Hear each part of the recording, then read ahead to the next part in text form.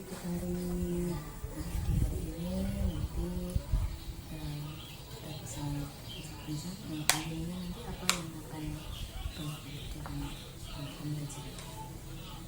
Terima kasih Putari untuk materi pembelajaran hari ini, yaitu tentang materinya komoditas ekspor dan impor yang ada di Indonesia, seperti itu. Dari nanti panjenengan ini komoditas ekspor ini, tujuan pembelajaran apa yang hendak dicapai di dalam pembelajaran itu? Untuk tujuan pembelajarannya ada dua, Bu. Yang pertama, murid dapat menganalisis posisi dan peranan Indonesia di bidang ekonomi. Dan yang kedua, murid mampu menyajikan laporan komoditas ekspor dan impor Indonesia. Berarti ada dua tujuan pembelajaran yang hendak dicapai. Nah, dari tujuan pembelajaran ini kira-kira nanti yang ingin dicapai di dalam area pengembangan pembelajarannya itu apa saja, Pak? Untuk area pengembangannya, saya ingin mengembangkan model pembelajaran yang sesuai dengan apa yang saya buat dalam RPP, yaitu model pembelajarannya PBL, Bu.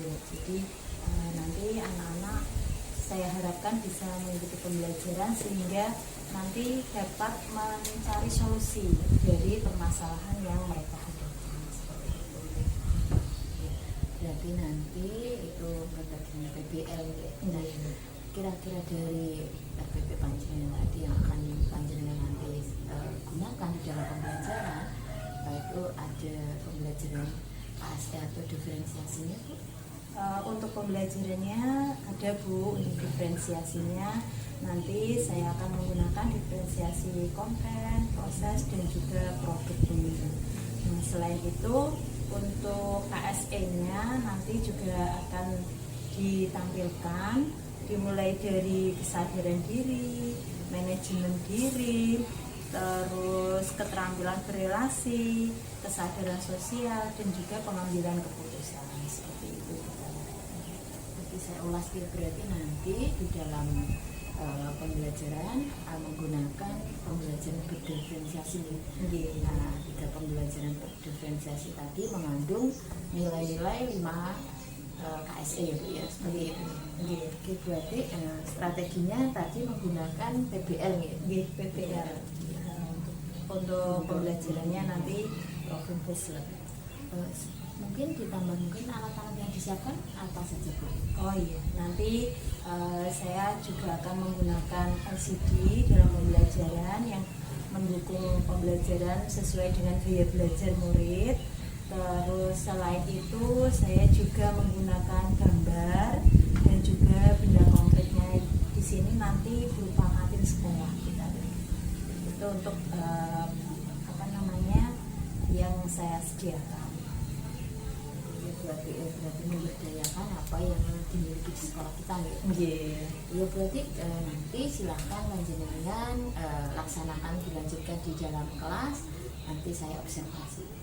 Sukses berarti ya. Tadi sudah melaksanakan pembelajaran ya. Dari pembelajaran yang jenengan lakukan tadi, kira-kira apa yang jenengan rasakan dan jenengan bisa refleksikan? Terima kasih, Putari. Selama pembelajaran yang saya lakukan tadi, untuk kegiatan pembelajarannya berjalan dengan lancar, tapi masih ada beberapa kekurangan, Putari, menurut saya nggih. Jadi pada proses diferensiasinya tadi saya merasa masih kurang maksimal, terutama pada diferensiasi prosesnya, karena mungkin ini baru pertama kali, jadi anak-anak itu masih agak sedikit bingung mana yang harusnya ke auditori, ke visual maupun ke audiovisual. Seperti itu, Bu. Itu yang pertama. Selain itu juga tadi pada saat diskusi, Bu Tari, tadi ada beberapa anak itu masih belum mampu mengekspresikan atau menyampaikan pendapatnya gitu, Bu.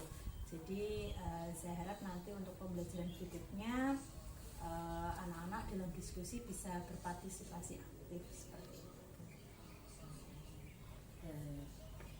kasih Bu Anti tadi sudah menyampaikan ya refleksi dari pembelajaran yang sudah dilakukan.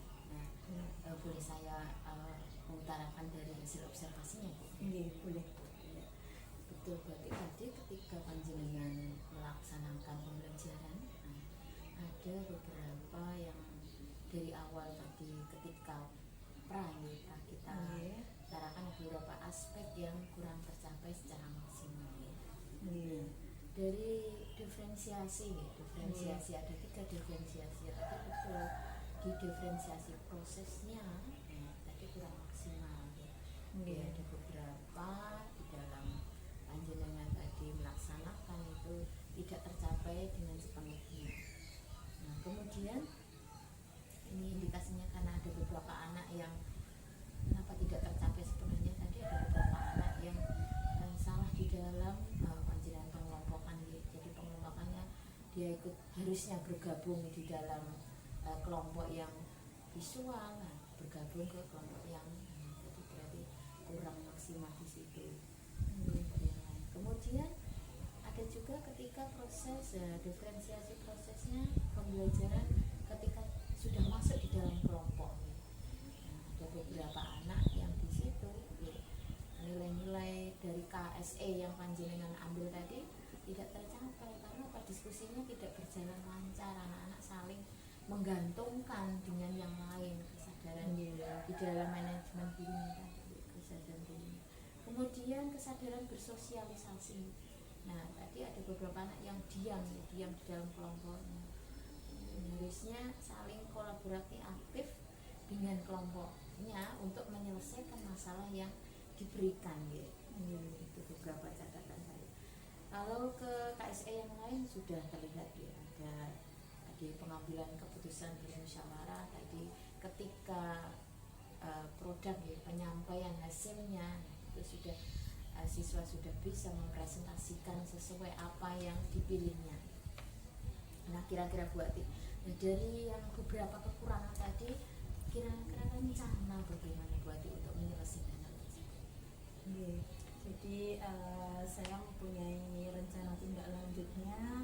Yang pertama mungkin saya akan melakukan asesmen diagnostiknya lebih tepat lagi Bu, soalnya tadi dari diferensiasi prosesnya sepertinya itu anak masih kurang maksimal, jadinya pada proses pembelajaran juga berpengaruh seperti itu.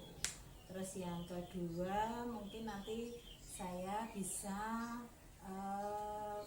ke dalam kelompoknya pada saat diskusi, saya bisa mendampinginya sehingga dapat memantau kegiatan diskusi tersebut agar semua siswa berpartisipasi aktif dalam melaksanakan diskusi. Seperti itu. Dari rencana Ibu luar biasa, nanti bisa meningkatkan kembali proses pembelajaran di kesempatan yang lain seperti itu. Terima kasih Bu Tari atas masukannya. Dari proses ini bagaimana perasaan Ibu? Saya merasa lega karena dalam proses pembelajaran ini saya bisa menemukan kekurangan dan nantinya saya bisa mencari solusi dari permasalahan yang saya hadapi tersebut. Sukses selalu buat Sama-sama Bu Tari. Semakin menjadi